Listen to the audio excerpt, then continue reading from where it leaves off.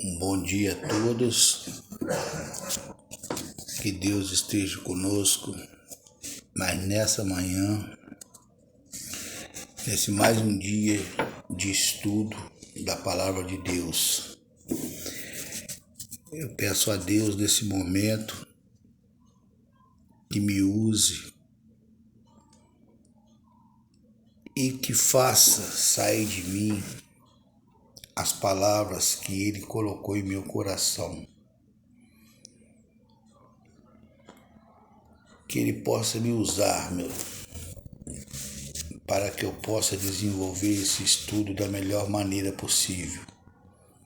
E que tudo que saia de mim não venha de mim, mas que venha de Deus. É que eu rogo e peço nessa manhã, em nome de Cristo Jesus. Meus irmãos amados, nós estamos fazendo um estudo a respeito de o que a Bíblia nos ensina sobre os dízimos e ofertas. Ontem eu gravei a primeira parte do curso, do estudo. Conforme eu disse, vão ser várias etapas, porque é um estudo muito prolongado. Falar desse assunto é um assunto muito emblemático, é um assunto que foi rotulado, eles rotularam isso dentro do cristianismo, mas isso lá nos primórdios, porque foi rotulado porque há vantagem em rotular isso. No final desse estudo, não sei quanto tempo vai levar, vocês vão poder me entender, porque esse estudo ele vai de capa a capa na Bíblia para não ter sombras de dúvida. E eu peço a Deus que o Espírito Santo me conduza a toda a verdade, porque tudo que for feito aqui, tudo que for estudado aqui, vai ser estudado dentro da palavra de Deus. Dentro da palavra de Deus. E eu espero que muitos possam entender o que eu estou querendo passar. Porque foi Deus que colocou isso em meu coração. E também não estou criticando aqui ninguém.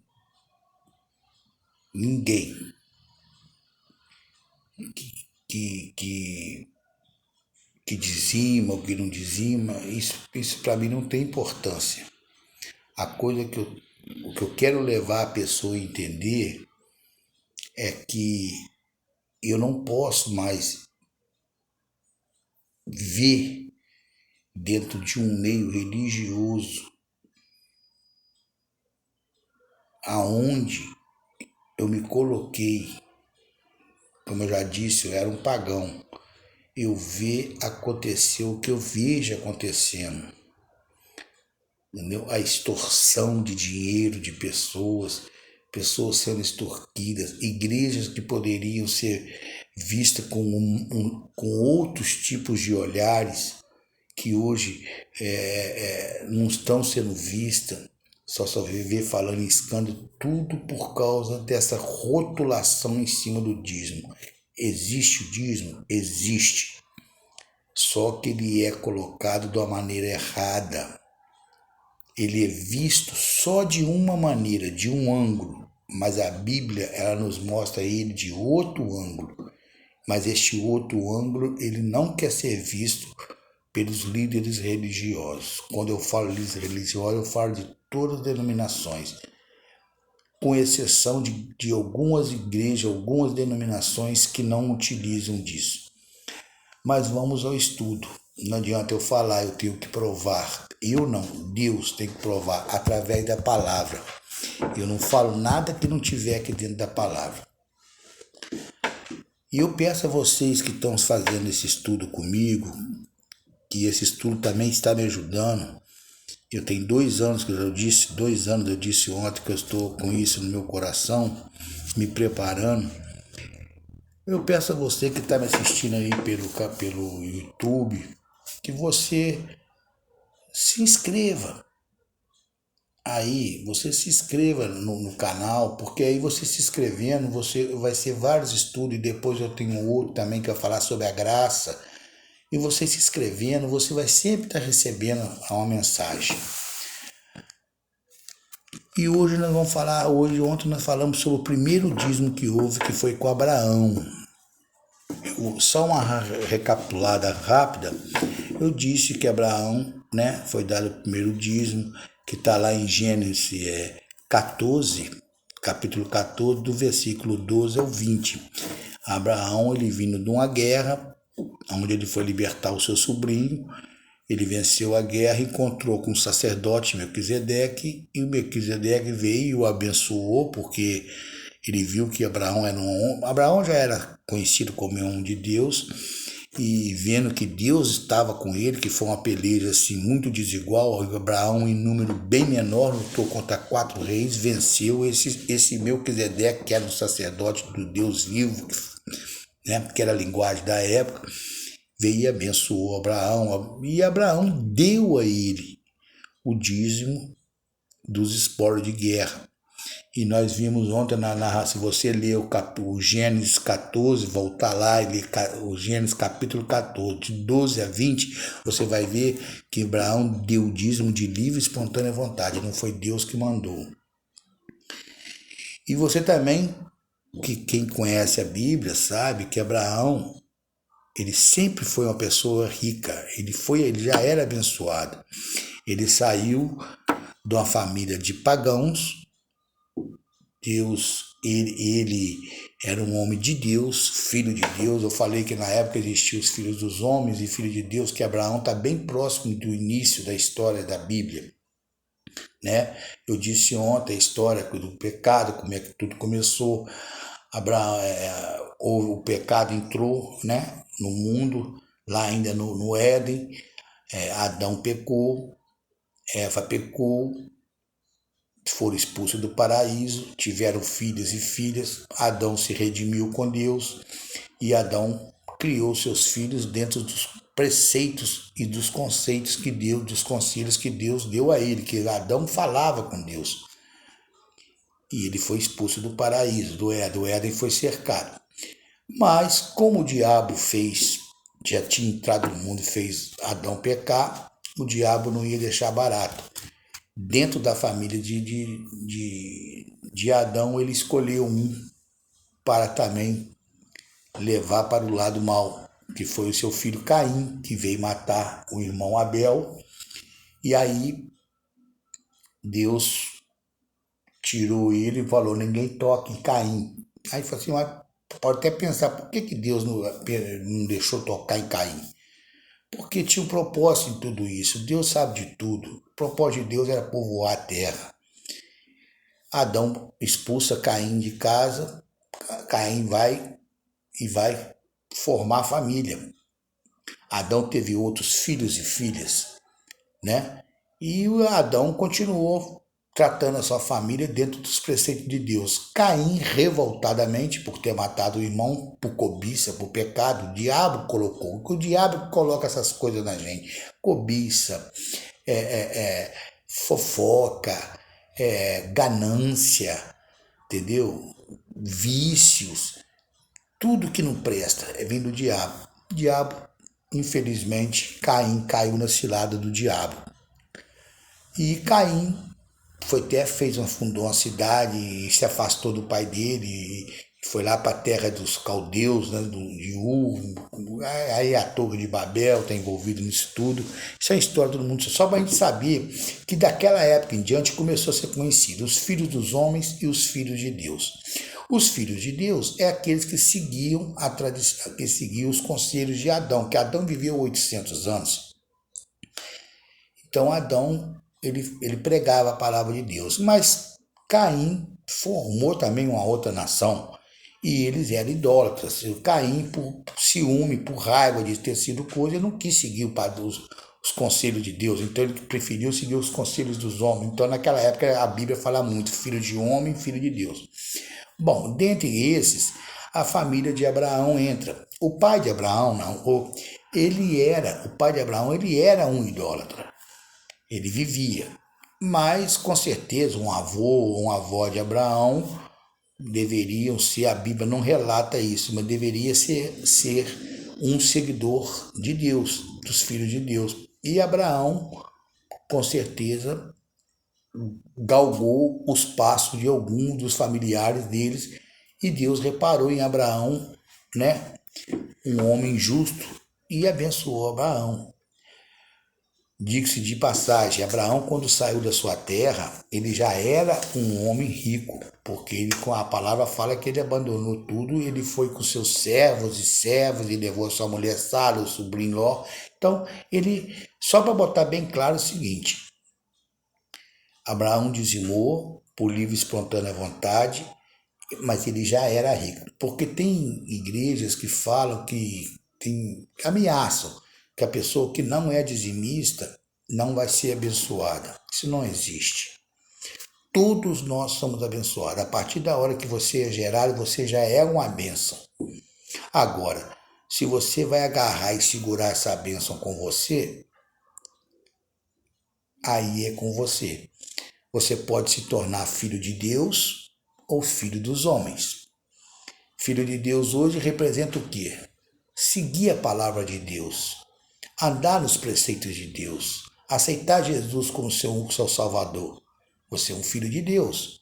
Filho de homens, o que é? É ser filho do mundo, é ser um pagão, é ser um idólatra, é agir à margem da palavra de Deus. Então aí você é filho dos homens. E isso continua do mesmo jeito.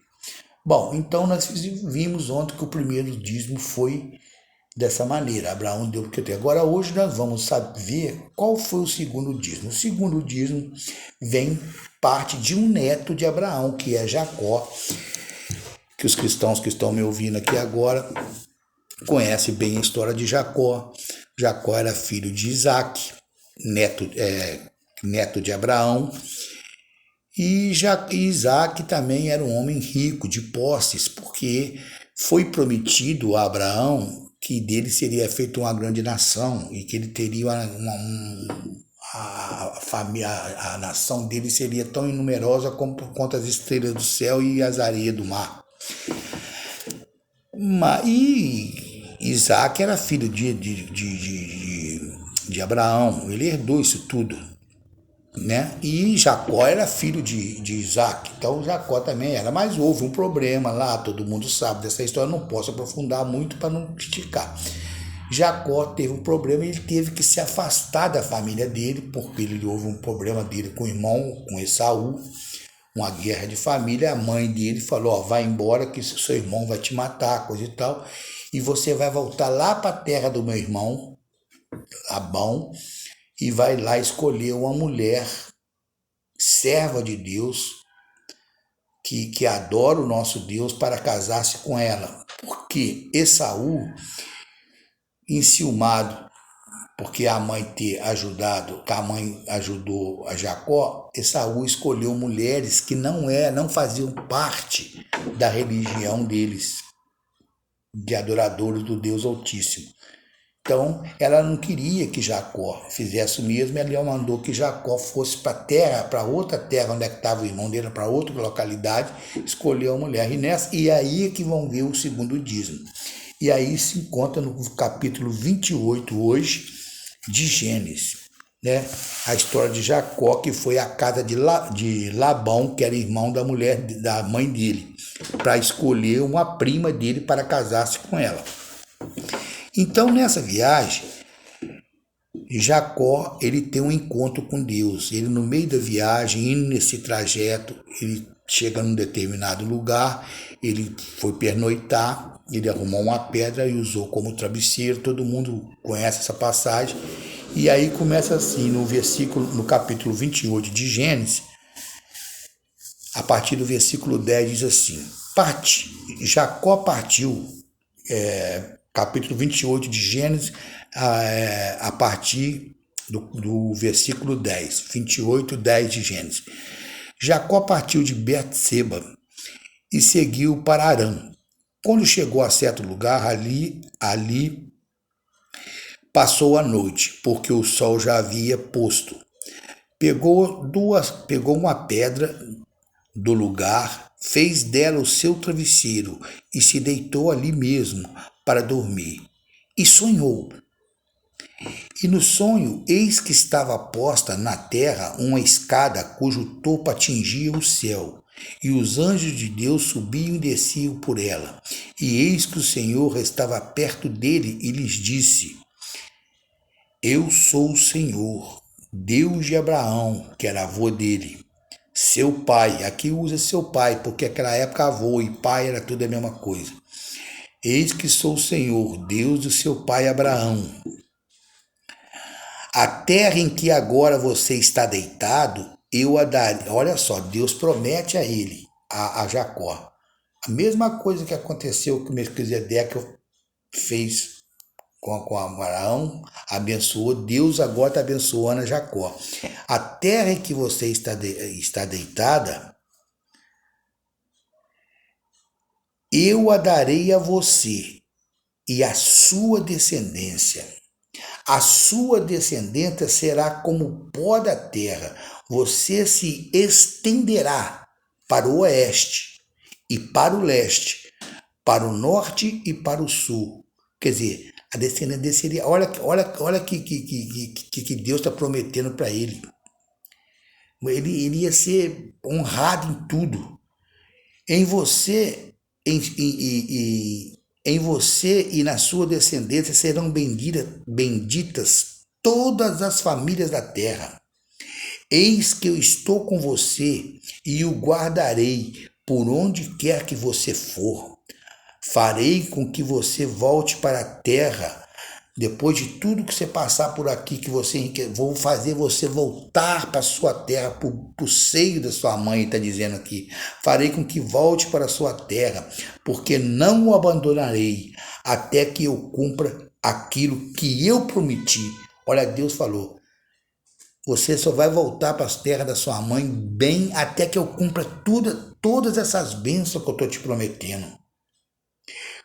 Aí no versículo 16, quando Jacó despertou do sono, ele acordou do sonho, ele disse, na verdade o Senhor está neste lugar e eu não sabia. E temendo disse, quão temível é este lugar. É a casa de Deus, a porta dos céus. Na manhã seguinte, Jacó levantou-se de madrugada, pegou a pedra que havia usado como travesseiro e pôs em pé, fazendo tipo um altar, como coluna. E sobre o topo da pedra derramou azeite para ungir. O azeite é unção. E no versículo 19 diz, e ao lugar, cidade que antes se chamava Luz, aquele lugar chamava Luz, era uma cidade, e deu o nome de Betel, que é conhecida até hoje. Jacó fez também um voto, olha só, aí Jacó faz um voto tipo Abraão. Se Deus for comigo e me guardar nesta jornada que empreendo e me der pão para comer e roupa para vestir, de maneira que eu volte em paz para a casa do meu pai, então o Senhor será o meu Deus, e a pedra que eu pus como coluna será a casa de Deus, e de tudo que me concederes, o Deus, certamente te darei o dízimo. Mais uma vez, segundo dízimo. Deus pediu o dízimo a Jacó? Não. Jacó é que propôs a Deus, certamente te darei o dízimo. Para complementar, esse é o segundo dízimo que nós vimos na Bíblia, a segunda vez que a palavra de dízimo é dita na Bíblia. Daqui para frente o estudo vai esquentar um pouquinho. Mas só para a gente ter certeza, a palavra dízimo significa 10ª parte. Só que o dízimo, nós temos que entender que em nas traduções originais, dízimo é a 10ª parte de alguma coisa. E naquela época, o dízimo, ele fala olha o que ele fala aqui, de tudo que me deres, certamente darei o dízimo.